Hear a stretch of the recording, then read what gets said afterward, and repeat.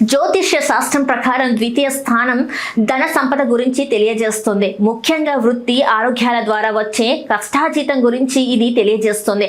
సమీప జ్యోతిష్యుల్లో జీతభత్యాలు ఏమైనా పెరుగుతున్నాయా, ఇందులో ఏమైనా మిగులుతుందా, ఏమైనా పొదుపు చేసుకోగలుగుతామా, ఇటువంటి ప్రశ్నలకి గ్రహపరంగా సమాధానాలు చూడాల్సి ఉంటుంది. ప్రస్తుత గ్రహ సంచారం ప్రకారం 6 రాశుల వారికి సంపాదన నిలకడగా ఉండడమో పెరగడమో జరుగుతుంది. ఇందులో వృషభ, సింహ, తుల, ధనస్సు, మకర, కుంభ రాశులున్నాయి.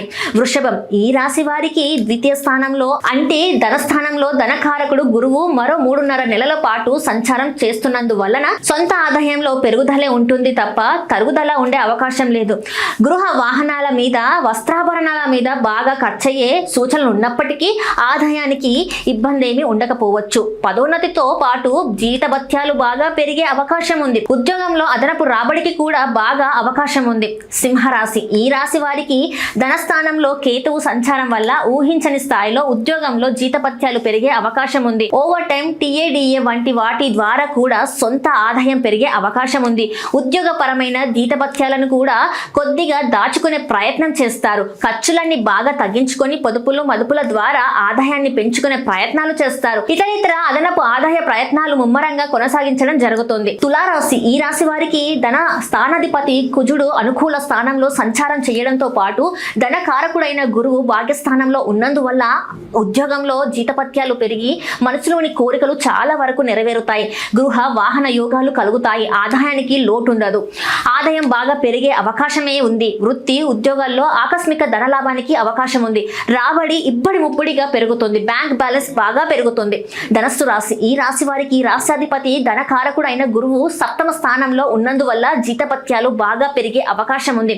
రావాల్సిన సొమ్ము చేతికి అందుతుంది. బాకీలు బకాయిలు వసూలు చేసుకుంటారు. మరింత ఎక్కువ జీతభత్యాలు చెల్లించే సంస్థలోకి మారే అవకాశం కూడా ఉంది. ఆదాయం వృద్ధి చెంది ఆర్థిక స్థిరత్వం ఏర్పడుతుంది. బ్యాంక్ బ్యాలెన్స్ తో పాటు పొదుపులు మదుపులు కూడా వృద్ధి చెందుతాయి.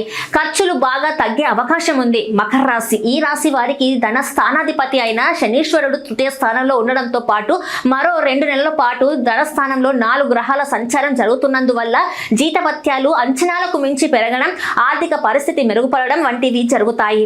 పొదుపు చర్యల మీద దృష్టి పెడతారు. ఆదాయం బాగా వేగంగా పెరిగి ఆర్థిక పరిస్థితిని ఆశాజనకంగా మారుతుంది.